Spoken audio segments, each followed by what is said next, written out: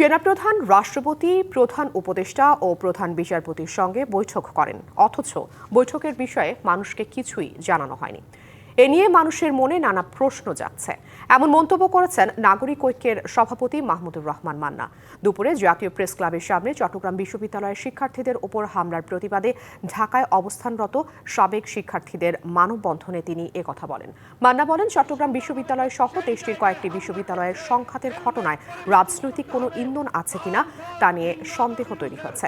ধানমন্ডিতে আওয়ামী লীগ কিভাবে মিছিল করে প্রশ্ন রাখেন তিনি। বলেন, পুলিশ নাকি কিছুই জানে না, পুলিশ মানসিকভাবে ভেঙে পড়েছে মন্তব্য করে তিনি বলেন, তাদের চিকিৎসা দেওয়া দরকার। সরকার কঠোর ব্যবস্থা নিচ্ছে না বলেই দেশে এসব ঘটনা ঘটছে বলেও অভিযোগ করেন মান্না।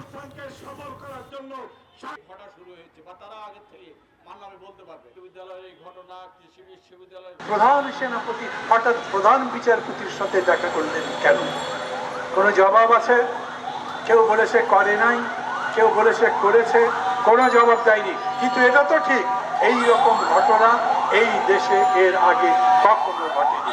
চট্টগ্রাম বিশ্ববিদ্যালয়ের সমস্যার সমাধান আমার মাঝে মাঝেই মনে হয় এই সামগ্রিক রাজনীতির সঙ্গে জড়িত।